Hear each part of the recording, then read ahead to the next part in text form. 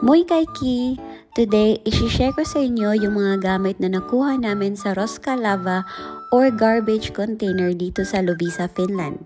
Isa siyang FB group na kung saan pwede nilang ipamigay yung mga gamit na hindi na nila kailangan. Imamine mo lang yung gamit at kung ikaw yung nauna, ikaw ang makakakuha nito. Fair disclaimer, hindi po to pwede pag nasa Pinas ka.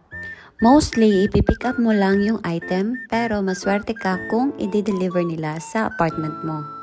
Medyo marami na din kaming na-mine tulad ng lamesang ito na akala namin ay sa tapat lang kukunin pero magkatunog lang pala yung address at kailangan pa pala naming mag-bike papunta dun.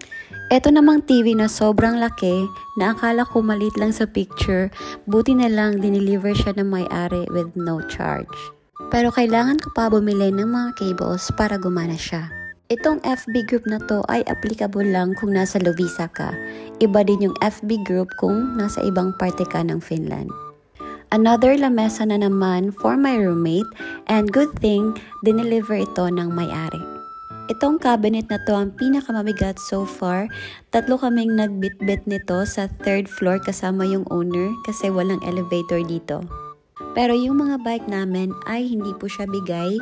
Binili talaga namin siya dito sa Loviisa kasi madalang lang sila magbigay ng mga bike at need na talaga namin to for work. Pero nakalas na din kami kasi second hand sila.